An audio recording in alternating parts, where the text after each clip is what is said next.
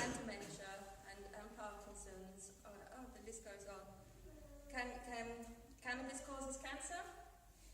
This is something I've heard quite a few times. False. Yeah, no, this is false as well.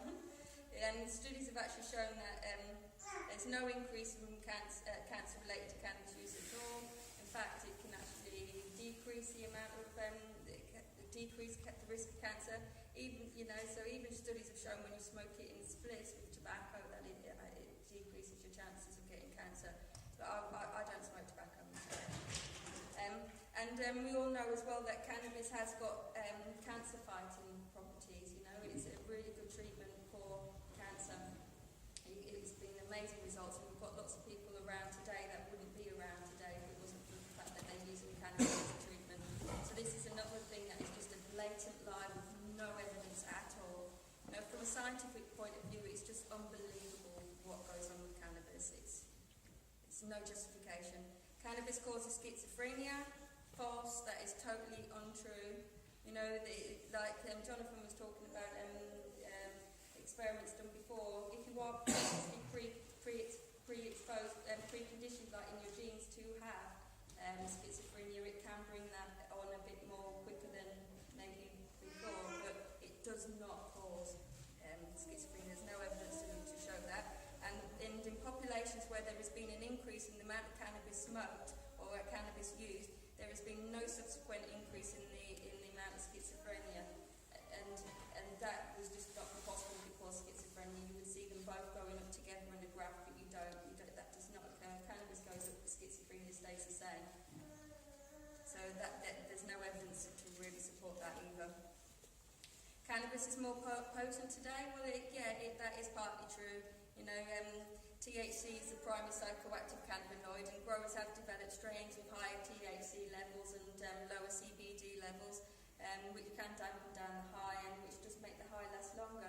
But with the greater understanding of the medicinal properties of CBD, these set strains are now coming forward as 1-to-1 ratios more and more for medical use. Because this is about medical use.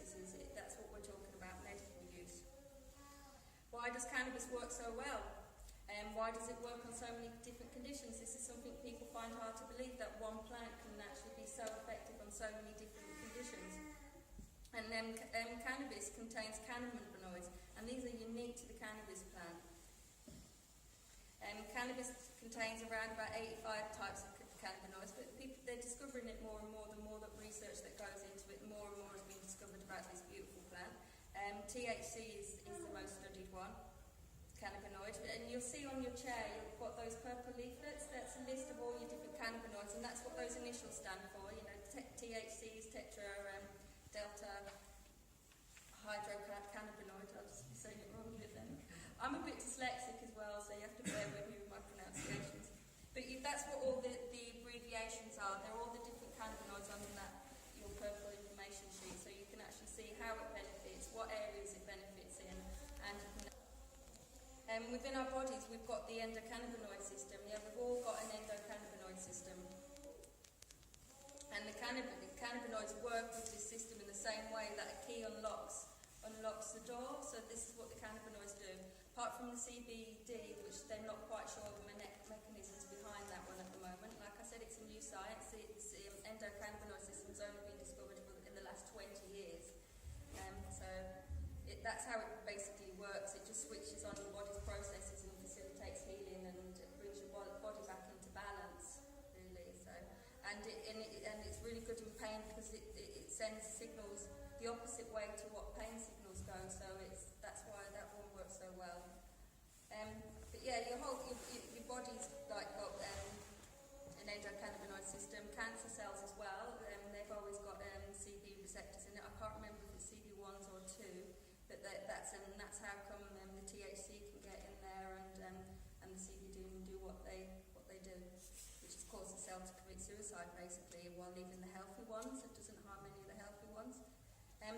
Sativex is classed as a medicine. So why is Sativex classed as a medicine and cannabis is not classed as a medicine when they're exactly the same thing?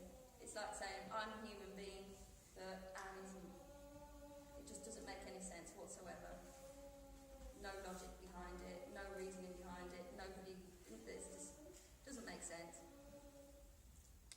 side effects of Sativex, according to GW Pharmacies, they don't even mention really schizophrenia on their side effects list, and went through these with you: dizziness, nausea, and a lot of these side effects, if you do get them, they only last a few hours, and all you have to do is just reduce your dose. You know, cannabis isn't, you know, some people do struggle with the high, they do struggle with this, but you have to reduce your dose. If you're using it as a medicine, there's other ways you can take it. So I'll go into that in a bit, but the safety record, there's no recorded deaths of cannabis, not even since 2900 BC, because when it was first recorded to be used, there's never been any recorded deaths from cannabis. The FDA has funded countless studies into the harmful side effects of cannabis, but they usually end up turning to prove how beneficial the plant is rather than any negative effects. A longitudinal study into the cannabis use in mental health from adolescence to early adulthood. The results of this actually showed that young women, especially, I don't know why it's focused on young women, but young women, they normally have underlying predisposed condition of both anxiety, and I can speak this from personal experience as well. You know, you are predisposed to this, you are depressed, and before you go to cannabis, a lot of the time you have got the tendency to be a bit anxious or whatever, and you use cannabis because it helps, and that's what this study actually showed. So what people are actually saying today, that study proved. You know, and the danger is that people are exposed to the underworld of illicit drug trade. Research into cannabis has been severely hindered by its classification as a Schedule 1 drug. This means that research into this amazing plant has been practically at a standstill for the scientific community in the UK. Other countries like Israel are going ahead and are doing really, really well, and it's a shame because the UK was doing really well before all of this in cannabis research. The endocannabinoid system was only discovered 20 years ago. So I've searched high and low, trawled scientific papers and other places to find out what harm cannabis does. I can't find any really, apart from people not really liking the high, the anxiety that can happen. But these are temporary things. You know, if you do experience anything like this, try your best to relax, get yourself into a nice comfortable space, listen to some music, just chill, keep reminding yourself it's not going to last forever, the effects will wear off, and just then slowly raise your dose. Don't go too into it, you know, just reduce your dose. People can sometimes feel nauseous, dizzy, and etc. But sometimes this actually can be because your cannabinoid receptors aren't cleared. So drinking green tea, if you're going to be using it for health issues, drink green tea, feed your few. There's some aromatherapy oils that also help to keep the cannabinoids clear, like basil, peppermint, clove. So when you're using it to treat cancer and other conditions, people can have to take high doses, and if you take these high doses via a suppository as well, then you also don't get the high. If you do get too high, you can have black peppercorns as well, which have been shown to reduce this high. So this is a quote. In its natural form, marijuana is one of the safest substances known to man. That statement was made by the DEA's administrative judge, Francis Young, after reviewing more than 5,000 pages of evidence during the hearings to reschedule marijuana in 1988. He also stated that it would be unreasonable, arbitrary and capricious for the DEA to continue to stand between those sufferers and the benefits of this substance in light of the evidence in its record. And that was by Young, but note that he drew these conclusions in 1988, even before the research into the endocannabinoid system.